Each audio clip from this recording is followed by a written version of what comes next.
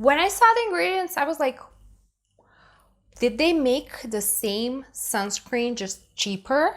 Hi guys, welcome back to my channel. In today's video, I'm going to review this Garnier Super UV Anti-Age Sunscreen that I got while I was in Germany. And maybe you watched my vlog from Germany. Here it is if you want to watch it. And yeah, while I was there, I took advantage of that opportunity to get some products that are not available in Serbia. So as in all of my sunscreen reviews, I'm going to go through claims, ingredients, UV filters, controversial ingredients. Then I'm going to do a demo application of the product, also going to test out how it layers, and in the end I'm going to give you my final verdict on this product. So let's start right away with the claims. Okay, so this one has some big claims. Garnier says that this sunscreen can reduce the appearance of wrinkles, also it can reduce the dark spots, and it leaves your skin feeling hydrated but without a greasy finish. And I was on Garnier website looking for these claims, and they had one claim that is safe to be used around the eye area, and then when you scroll down on that same page, you can find a warning, avoid eye area. So I'm not sure what's going on their website. Maybe Garnier should update the website a little bit. But anyways, today I did not try using it around my eye area. For that, I use my trusty shower fluid. And one more thing, on the website, there is an old lady holding the sunscreen, so that might make you think that this is only for,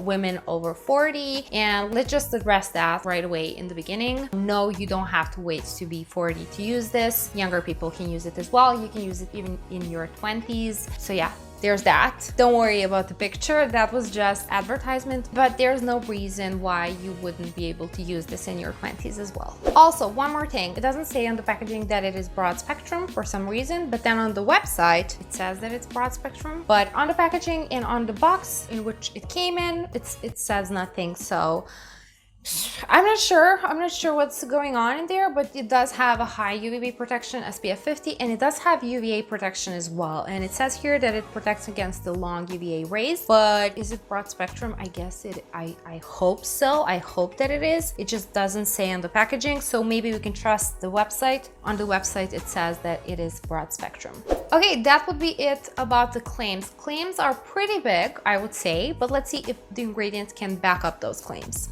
Okay, so the main active ingredients here are niacinamide, phenylethyl resorcinol, and hyaluronic acid. Now, do you remember which sunscreen also has those exact ingredients?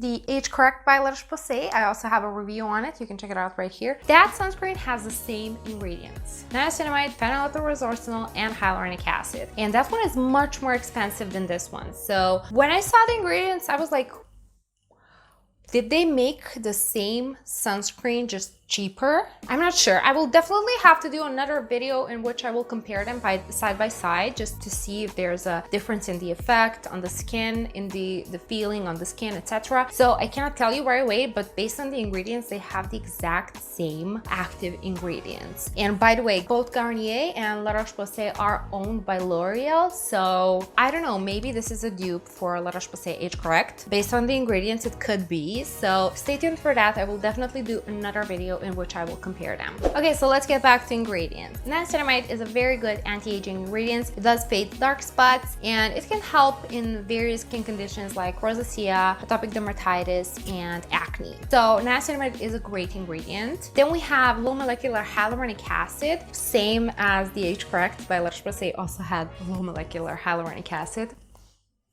I'm not sure what they did there, but anyways, low molecular hyaluronic acid is amazing because it can penetrate deeper layers of the skin, so it can reduce the appearance of wrinkles, and it is hydrating on the skin. So again, we do have the ingredients that are backing up the claims here. And then the final ingredient here is phenylethyl resorcinol. Now this is an ingredient that shows moderate results in fading dark spots. So again, the claim is backed up. And then there's one more ingredient that I would like to mention, and that is aluminum starch octenyl succinate. Now this is an oil absorbing ingredient, the same oil absorbing agent that was also included in the Age Correct and Vichy Dry Touch face fluid. This one right here, I reviewed it, and Vichy Dry Touch is very mattifying on the face, and it does have this ingredient as well. So this ingredient will absorb the oil and prevent you from becoming shiny throughout the day. There you go, that's another great ingredient that was included that I wanted to mention for you guys. Okay, now let's move on to UV filters. So we have octocrylene, ivabenzene, ethylhexyltriazone, and Mixoryl XL and Mixoryl SX.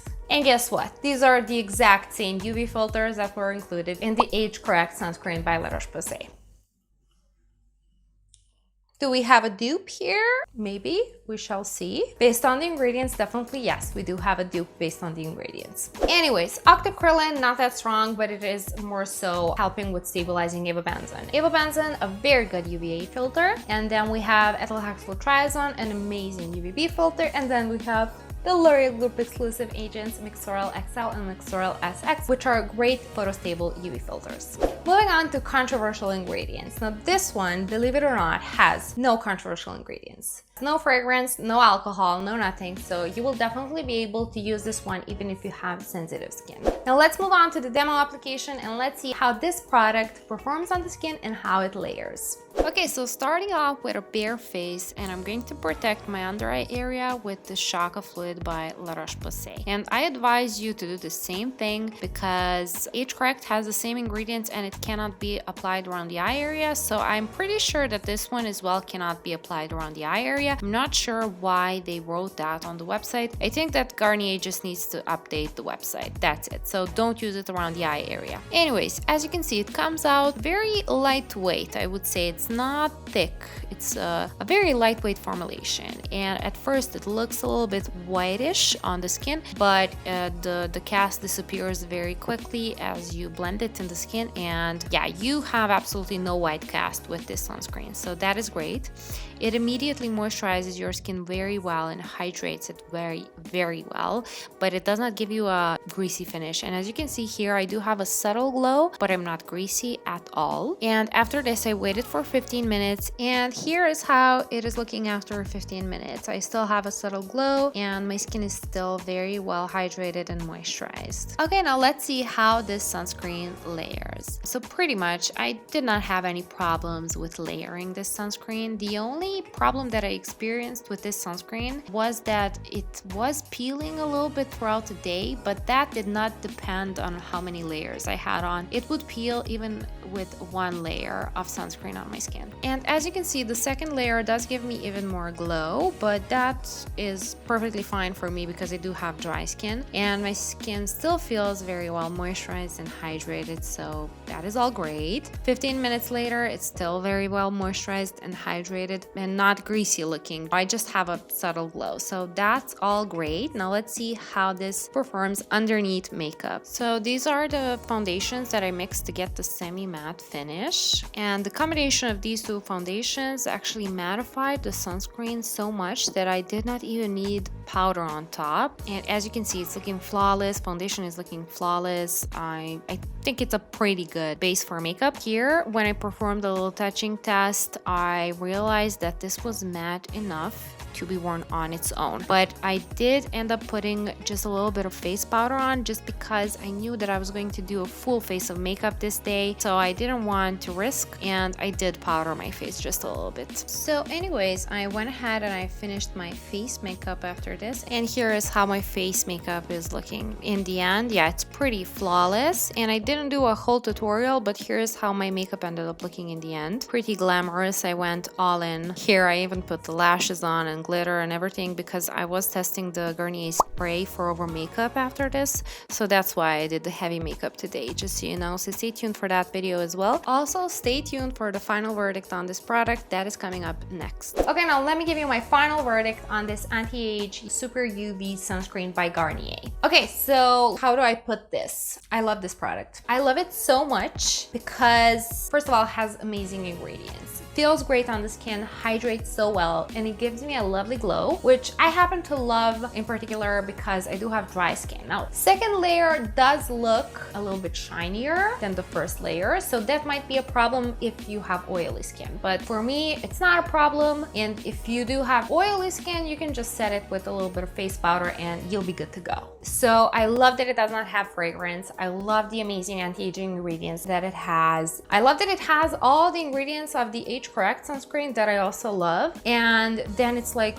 a lot cheaper. Age Correct by La Roche-Posay is double the price of this one, or even more. It depends where you buy it or if you get it on a discount or not. But definitely Age Correct is much more expensive than this one, and they have the same ingredients and same UV filters. So I love this one, and I love the price point even more, to be honest. So it's definitely glowy, but not greasy. Loving that. Also, it has no white cast. Loving that as well. Hydrates really well, and ingredients are amazing. The only con that I can mention is that it does peel. I did notice that it was peeling a little bit. So even after just one layer, if I would accidentally touch my face a little bit during the day, it would start peeling a little bit. So that's the only con that I saw so far. But I don't know, for me, it's not a huge problem, to be honest. I don't think it's a huge problem. It wasn't like intensively peeling. It would just peel on the areas where I would touch my face accidentally. So for me, that's not a huge problem, and that's like the only con that I can mention for this sunscreen. So